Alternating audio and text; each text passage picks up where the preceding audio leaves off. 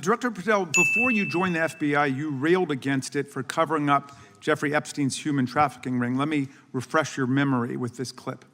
It has Epstein's list. They're sitting on it. That doesn't seem like something you should do. You're protecting the world's foremost predator. That seems like an evil thing to do, regardless of who may be embarrassed in the release of that list. Why is the FBI protecting the greatest pederast, the largest scale pederast in human history? Simple, because of who's on that list. So you finished that December 2023 interview with a challenge to the FBI and harsh words for Republicans in Congress for not getting the Epstein files out to the public. You can see this clip. Boy pants, and let us know who the pedophiles are. Put on your big boy pants and let us know who the pedophiles are, you said. You emphasized that the president and FBI director each had complete authority to release Epstein's client list. You said Epstein's black book is under the, quote, direct control of the director of the FBI. Look at this clip. This is way off the topic, but who has Jeffrey Epstein's Black book? black book? FBI. But who? That is, I mean, there's... Oh, that's under direct control of the director of the FBI. All right, so you were sworn in as director more than 200 days ago. Now the black book is under your direct control. So why haven't you released the names of Epstein's co-conspirators in the rape and sex trafficking of young women and girls? The Rolodex, which is what everybody colloquially refers to as the Black Book, has been released. Oh, no, you're talking about what the journalist got 5 years ago? No, that's not what we're talking about. We're talking about what you were talking about there, That's the black exactly book what I under was the direct talking. control of the FBI director. We have released more material than anyone else before. The Biden administration, Obama administration had the exact opportunities to release this material, and they never did. And if you are selling the men and women of the FBI, Why we're do not you going after change your child position? predators. Hang on, you said we're not going after child predators. 1,500 child predators arrested this year, 35% increase, I'll reclaim my time. 4,700 child victims Mr. Chairman, I'm going to found. reclaim my time if you could instruct the witness. Why have you changed your position? There you were saying it's under the direct control of the FBI director and all of it should be released. Why have you changed your position? Everything that has been lawfully permitted to be released has been released. And as I told you, Really? the investigation was limited. And let me make something crystal clear. I never said Jeffrey Epstein didn't traffic other people, other women, and they're not other victims. This is the investigation we were given from 2006, 7, and 8, and the search warrants from 2006, 7, and 8. That's what we're working with. Well, wait, have you released all of the stuff that the FBI has seized from Epstein's house? The computers, the emails, the file cabinets, the documents? What about the financial records? Have you released all of that? Everything the court has allowed us to release. Which court are you talking about? 3 separate federal courts have come in and said... We're talking about the evidence you've got. It's got nothing to do with what those courts have. Do you have any idea how the law works? Do you want me to break the law in a federal judge's order? No, I want you to follow your own word, Director Patel. You said up there it was under the direct control of the FBI director. He had the black book. Everything I have direct control over, we have gone to court. You haven't. Complete your sentence. Everything you have direct control over, you said. Have gone to court, and everything we have direct control Patel, over. Complete your sentence. You said everything. Release. We're releasing. He'd like to complete his answer. You began the sentence, everything you have direct control over, and then you stopped that sentence. You've released everything that you have direct control over? And I have direct control over and can lawfully release. If you're not familiar with the court orders, that's not my fault. Oh, Go look at them. I'm perfectly familiar with them. But how did we prosecute Ghislaine Maxwell? She was prosecuted with the investigatory material that was collected from 2001 and 2005. Because of the non-prosecution agreements and the court orders on the investigations and search warrants, we were not able to develop new information. And oh, by the way, Jeffrey Epstein was out for 12 years, and the Obama and Biden administration did nothing to look at his work, his pedophile network. If you want to blame me, that's fine. But now you're blaming the men and women who conducted this great search. Stop that. I'm not blaming anybody other than you. You're not keeping your word. You said that you would release all of the materials under your direct control. Has anyone released more information on Epstein than I have? Has anyone? Much more. Did Comey? Did Ray? Much more. Did they? Excuse me. Much more has come out in the days since the American people and Congress have been demanding it. But it's coming out in dribs and drabs. Why don't you just release the entire file as you promised to do? I literally just told you, there are multiple federal court orders. I'm not gonna break the law to satisfy your curiosity. You didn't join us when we filed court to release the court orders. You could have. You have lawyers. You could have shown up. You didn't do that. That's a tiny fraction of the material we're talking That is about. not. It is How a do you- tiny fraction. How do you know that? Have you seen everything? It's all misdirection. How do you know The time that? of the gentleman has expired. The gentleman from California is recognized. Welcome, Director Patel. You and I have not had the opportunity to meet, and alas, you failed to respond to the 8 oversight letters I've sent you over the last 7 months. So we do have a lot of questions piling up for you, but I want to start with a word of praise. The first FBI director was J. Edgar Hoover, who steadfastly refused to hire women, African Americans, and other minorities as agents. And although he was a closeted homosexual who lived in domestic partnership for decades with Clyde Tolson, he also participated in anti-gay crusades.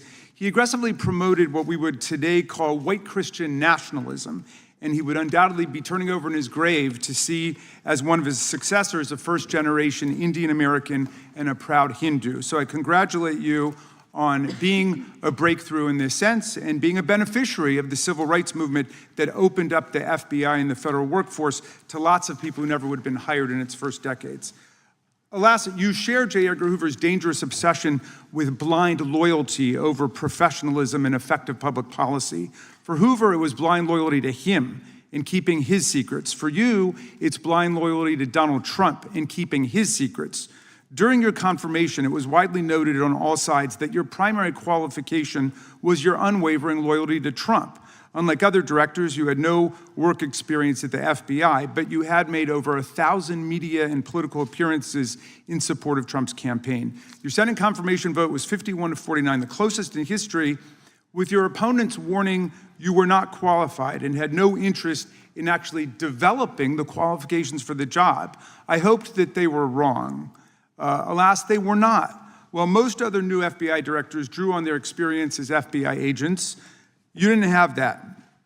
But you did write a picture book trilogy for children ages 5 and up based on your experience clashing with President Trump's political enemies.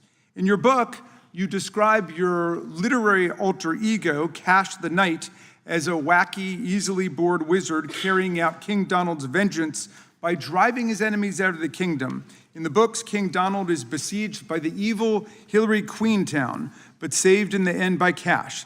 Then Kash goes on to catch mules who are stealing the 2020 election for the great King Donald from Sleepy Joe.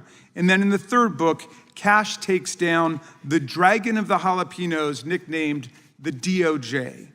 Your supporters had hoped that you would graduate from imagining yourself a romantic fairy tale knight to actually running America's premier federal law enforcement agency. Alas, just as we've learned how dangerous it is to put a science-denying anti-vaxxer in charge of our public health, we've learned how dangerous it is to name as director of the FBI a man who thinks of himself as a fairy tale knight who keeps a fire-breathing dragon named DOJ at home to forcibly drive villains out of the kingdom. When Charlie Kirk was assassinated, while his killer was still on the loose, you decided you didn't need to be at FBI headquarters in Washington to work with your team while the chaotic manhunt unfolded. You spent your evening dining in a swanky Midtown Manhattan restaurant and tweeting out false information that the subject of the shooting was in custody, a statement you had to retract 1 hour later. Your performance was so disturbing that even the MAGA base was alarmed. Culture warrior Christopher Rufo, who just a few months ago sat in your chair as a Republican witness, observed that you performed terribly, and he called for your ouster. The FBI might be able to survive your delusions of grandeur and the explosively volatile temper that was on display yesterday in the Senate, but the intractable problem is that you are running the FBI not as a law enforcement agency charged with keeping the American people safe, but as a political enforcement agency working directly for the president's vengeance campaign. 7 months in, it's impossible to overstate the destruction, chaos, and demoralization you've brought to the FBI and its workforce and the resulting danger your actions have caused to our country. You've been systematically purging the FBI of its most experienced and qualified agents, division leaders, and experts in counterterror, counterintelligence, and cybersecurity, precisely the people who have the expertise you lack and which the FBI and the country need.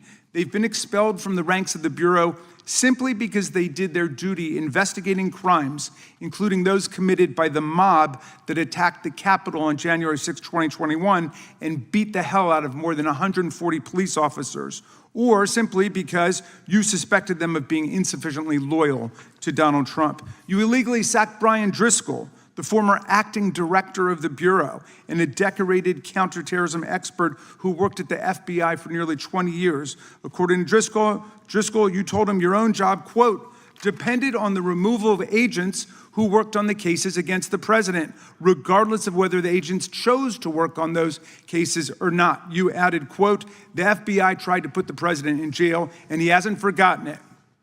You forced out the leader of the Salt Lake City field office, Mehtab Saeed, just weeks before Charlie Kirk's assassination, depriving the FBI of an experienced counterterrorism expert described by her colleagues as absolutely the best and legendary. She would have led the FBI's manhunt had she not been fired.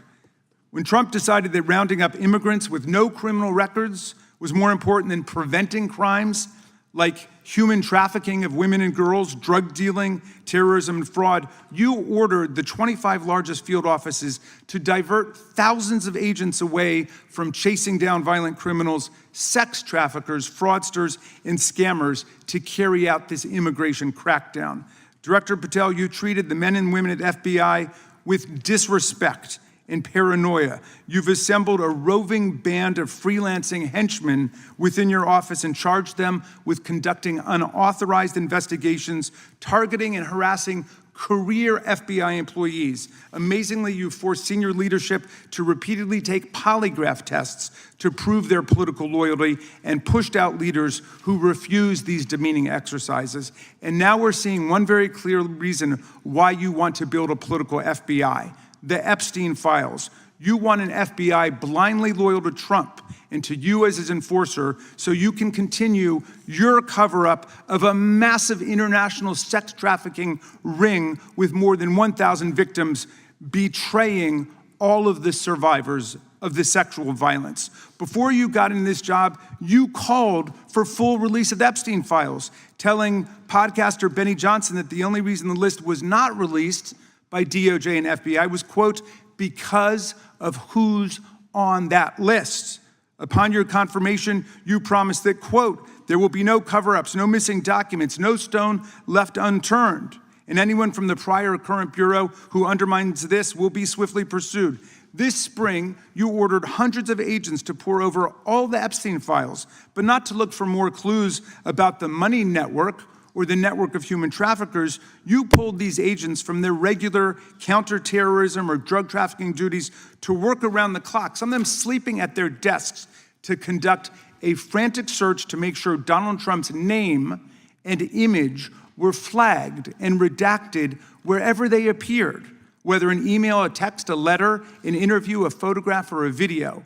In May, Attorney General Bondi reportedly told Trump that his name had indeed appeared multiple times throughout the Epstein files. And not long thereafter, in July, you and the Attorney General released a memo claiming that, quote, no further disclosure would be appropriate or warranted. In a few short months, how did you go from being a crusader for accountability and transparency for the Epstein files to being a part of the conspiracy and cover-up? The answer is simple.